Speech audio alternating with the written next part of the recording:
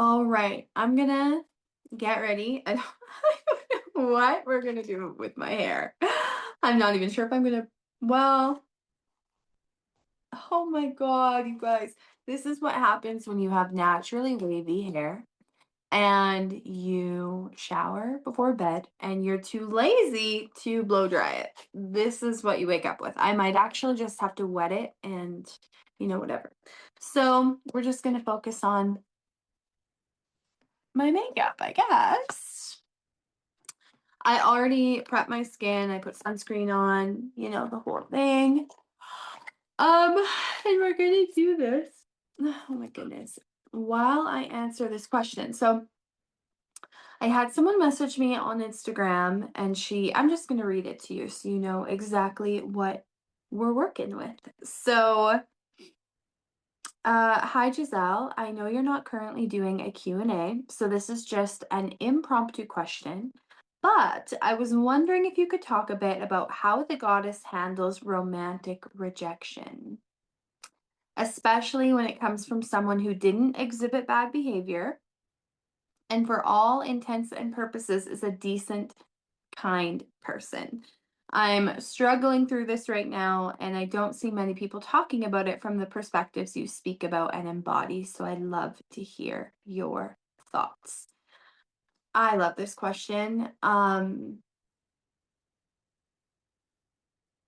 I think she's right. Like, people don't talk about rejection and the sting of rejection and unrequited love and all of these things often enough. These are parts of the human experience. We will all experience this at some point if we are brave enough. The only way you don't experience this is if you're cold and guarded and shut off and not fully available to your own life. So okay, before we get into that, let me define the goddess for you because some of you guys might not be familiar with my work on Instagram. All of the feminine archetypes are aligned with a goddess. So it's not that there's like every woman, every divine feminine being is a goddess. But when we use the terms the goddess in the cosmic laundry, we are talking about that's a magical hot girl archetype, and that is the highest octave of Venus. So I need to create like a diagram for this. So we have the Aphrodite woman, right? And all Aphrodite women are lovers. That is the feminine archetype. With Venus and the outer planets, when we take their mundane way of operating and we infuse it with consciousness, with love, with maturity, with spiritual wisdom, we move into the highest octave. And so I just don't know a better term for the highest octave of the lover than the goddess. It's just like, I don't even know what else we would use. We could maybe use the muse, but I don't know. That's just still not active enough, right? So the goddess um in this work and what we're talking about today is a woman who is embodied in the Aphrodite frequency, the Venus frequency. Sorry if I'm not like, this probably feels weird, but I have a mirror right here so I can actually see what I'm doing. But the goddess is the higher octave of Aphrodite. Okay. So this is not just a lover. Like Aphrodite women can be on the spectrum from totally batshit crazy to an enlightened embodied version of love, the embodiment of love. I've been all of it. So I've existed everywhere on this spectrum. I know the journey from this side and back, maybe back and forth too. So this is a question for someone who wants to handle rejection in a deeply Venusian, loving way, but in the highest road and the highest potential with a certain level of consciousness and spirit and attunement to self, right? And to other. And so the first thing that I thought of is like, so when you are the goddess, you are love embodied. You actually can't be rejected in the way that I don't know how to explain this. This is kind of esoteric, but love never leaves you because you are love. And so the goddess, yes, she's going to feel, okay, there's the meeting, the flirting, the maybe there was even a full relationship. The goddess is going to give everything that she can into that relationship. Not in a fawning kind of way, not in a people pleasing kind of way, not in a I have to give up everything and give my whole heart right away kind of way. Like the goddess has really firm, strong boundaries, okay? But she's not going to be a lot of times we hold back our heart and our feelings and our love for another because we're afraid of this exact thing happening. We're afraid of unrequited love. There's actually a term for Aphrodite in her unrequited love form. I can't remember what it is. Yeah, it's not coming to me. And we're also just afraid of getting hurt. And so the first part of this equation is that the goddess is going to love with an open heart. She's going to put her whole self, her whole heart into these situations. And so there is, I think, a deeper tenderness and a deeper pain to the loss of love for the Aphrodite woman, even when she's in her goddess form, because she wasn't self-protecting, okay?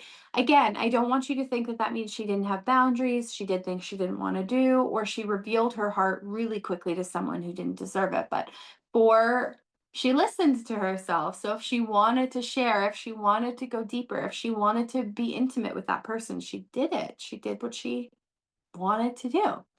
And so because of that, there isn't, a lot of the justifications that we make when we are rejected or when something doesn't work out or whatever, don't work for the goddess. She can't say, well, I didn't really let them see me or know me, so they didn't really reject me. Or she can't say, I didn't really care anyway. She cared and she expressed that she cared.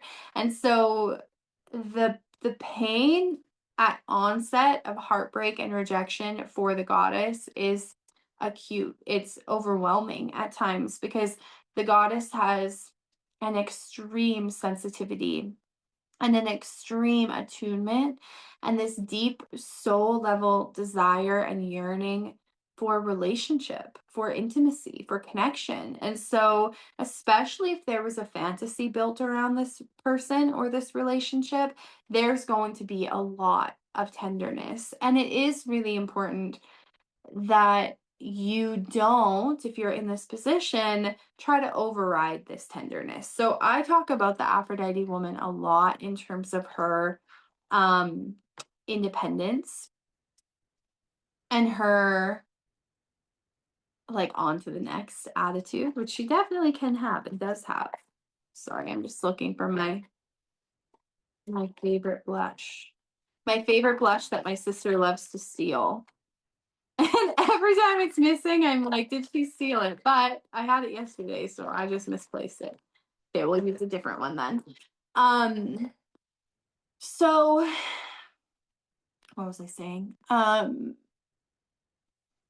She's going to be tender and she's going to allow herself to feel the full weight of that tenderness. And she's not going to pretend that she's okay when she's not okay. She's not going to say, fuck you then. Especially, in this situation, we're talking about someone who's generally like the other person is loving and kind. Um, she's not going to go balls to the walls insane. All right, another call. So I am back. And what was I saying? I was saying she's not going to pretend, right, that she is not upset when she is. The goddess is not afraid of her own emotions, but she also does not project them onto people. So she's not going to be sending a text like, I need closure. I need all these conversations. I really loved you. I don't understand. Part of being a goddess, and this is what separates the Aphrodite woman from like the lover from the goddess. Um, is having love as a top value. And love as a top value doesn't mean that you expect. Oh my God, am I getting another call? I am so popular today. I was gonna re-record the beginning of that, but you know what? This is just the nature of running a business as a woman who has a bunch of other responsibilities and things she's taking care of and all of the things. This is how it looks. This is the like messy reality of doing this kind of work. It doesn't always look so perfect, you know? With that being said, I will, moving forward, be putting my phone on airplane mode because if that happens every time I try to record for you guys, I will lose my shit. I will go insane. Um, but okay, so here's the thing with being coconut. We're not doing this right now. Here's the thing with being the goddess and having your highest value be love. A lot of people think that their highest value is love because they want to receive love. We all want to receive love. We all want to be loved. We all want to be adored. We want to feel special. And there's this really strong need within the human psyche to be seen and to be known. And so I see this a lot actually with people claiming like relationships as their highest value, love is their highest value. But when you value something, you put in the work to take care of it.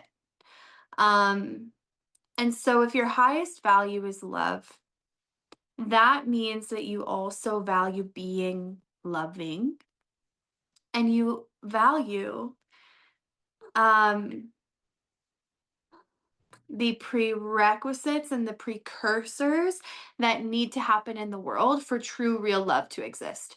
We live on a planet where, for eons, for centuries, for a very long time, love has been something we have yearned for as a collective. Obviously, lots of people have touched love, fell in love with love, been in love, but as a collective, we have this fairy tale idea of what love is and what it's not, and all of these different things. But the reality has not been that. Most people, for the sake of survival or status or whatever, historically, have not been able to make choices in their life that allow love to really flourish, right?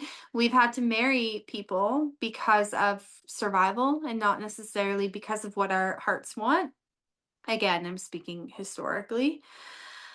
And we have developed this relationship as a collective with love that is very controlling. We think that we can just go out and get love. We can go out and find love. We can go out and manifest love. We think that love is something we are entitled to. And it is like divine love, feeling loved by God or the divine or spirit is something that we all have access to. And feeling like we belong, I think, is a very essential human nutrient and human need. But in order for real love to exist, like true divine love to exist, there are things that need to happen first. There's a way that you take care of love. There's a way that you feel responsible to love. There's a way that you build a love into your life. And one of those is by not controlling it. And so all of this goes back to the goddess when she's rejected. Yes, she feels hurt. Yes, she feels pain and she lets herself feel the weight of that pain. But she also knows a few key important truths, which is one, the love that is meant for her will find her. She never has to cajole or manipulate or move somebody into the role of being her lover. And anyone that she would have to do that with in order for the relationship to work, that's not her person. And she knows that. And she can hold the nuance of that, of being like, I love this person, I care about this person, I think this person is a good person, and they're still not right for me. And I can hold both of those truths at one time. The other thing is that she really values love to the extent where she wants everyone to find their love. And so there's this energy of, if I'm not the love of your life, I don't want to hold you here. I don't want to trap you here. I don't want to force you to be with me. I want you to find love and to experience love in the way that you want to experience it. So there's an allowance that the goddess has with the people in her life of, I'm going to let you be you. And I'm going to let you make the decisions that you want to make. And I'm going to trust that if we don't align for whatever reason, that I'll be okay. Ultimately, the goddess has a really strong sense of, no matter what happens, I will be okay. And if she doesn't have that, she's working on that, right? Um, and then, okay, wait, there was a third piece. Oh, yes. So the goddess also knows, like, love is her embodiment, love is her way of being. In order to be loved by a goddess, you actually have to love yourself. I remember, I think it was Brene Brown in an interview was talking about how she at one point almost divorced her husband because he loved her so much. And her therapist said to her, "Yeah, it must be excruciating. He likes you so much more than you like you." And so the goddess knows that the person who is going to be able to meet her in relationship and in love is someone who is willing to be seen, because the Aphrodite woman sees you. She vision holds for you. She wants the best for you, and she ultimately sees you. And so we have a culture, and I guess it depends on like what your upbringing was, but for a lot of people, being seen actually triggers alarm bells in them, because being seen has always led to some level of pain, some level of vulnerability, some level of something that didn't feel safe. And so the goddess knows that it is going to require a very emotionally and spiritually mature person for her to partner with.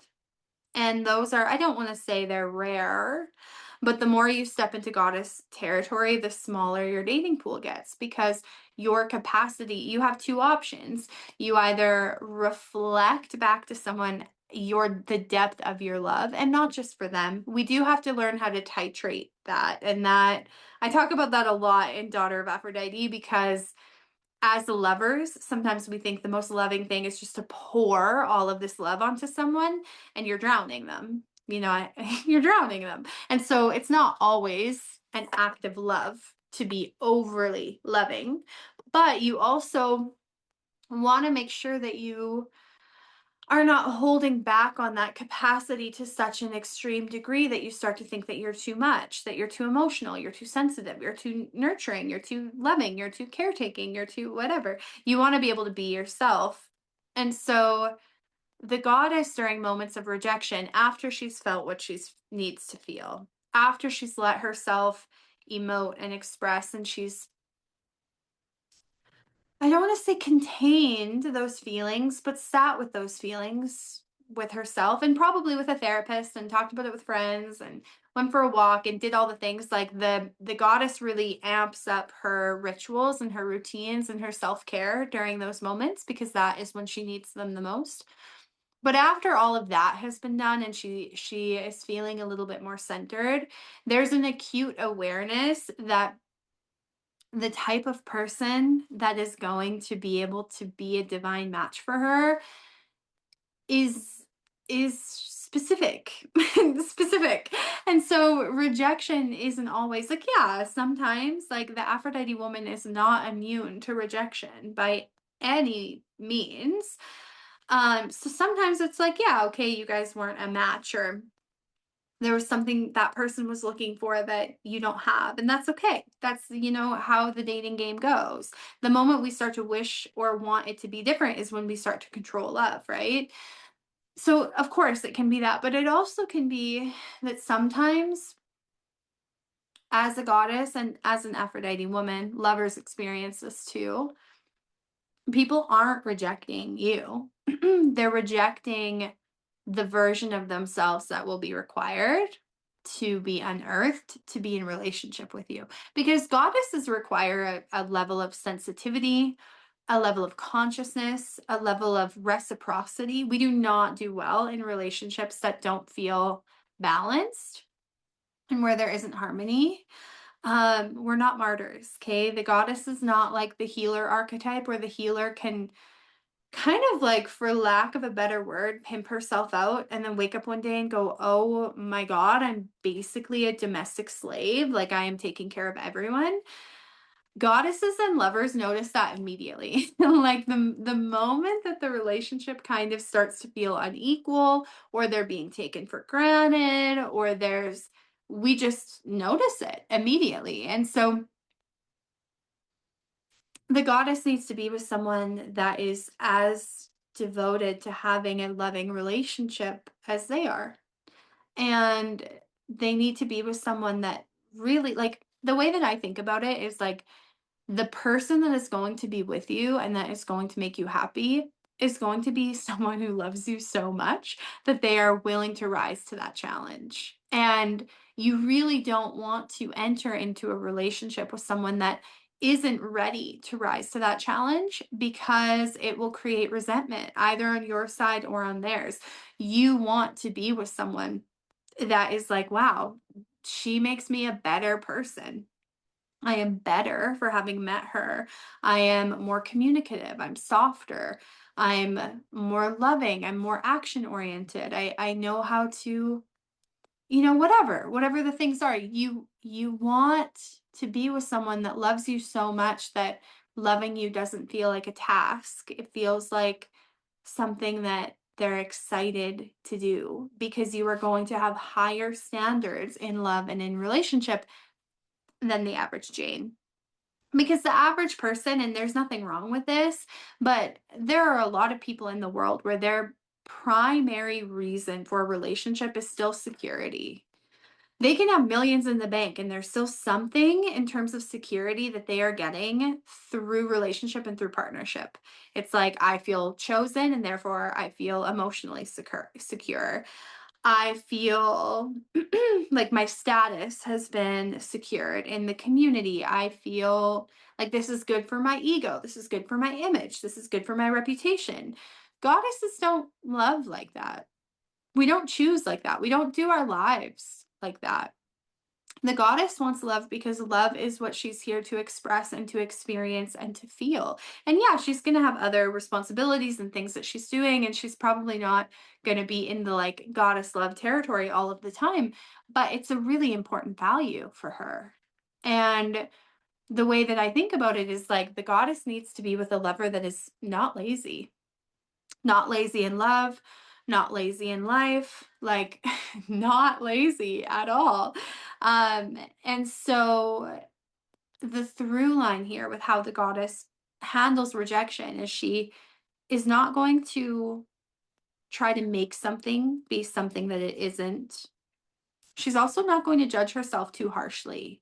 She's not going to go down that spiral of like, if I was prettier, if I was skinnier, if I didn't say that thing, if I didn't whatever. She knows that the person for her is going to love her down. Like, all of her positive qualities, all of her negative qualities, her person is going to see all of it as perfect. Maybe not perfect, but divine.